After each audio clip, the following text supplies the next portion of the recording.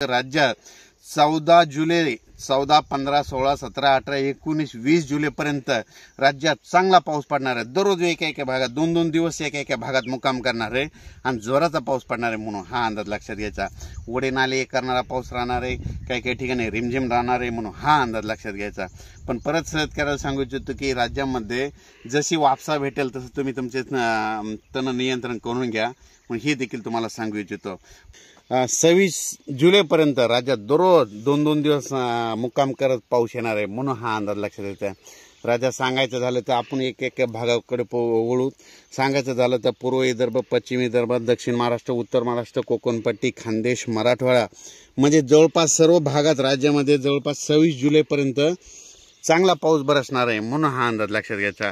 राज्यात सांगायचं झालं तर म्हणजे हा पाऊस सगळीकडे ओढे नाले वाहतील असा पडणार आहे। जिथं ज्या ठिकाणी छोटे डोंगरामध्ये छोटे छोटे तळे ते लगेच ह्या म्हणजे 26 जुलैच्या आज सगळे ते छोटे तळे भरून जातील आणि मोठ्या धरणामध्ये मात्र चांगली आवक यायला सुरुवात होईल म्हणून हा अंदाज लक्षात घ्यायचा।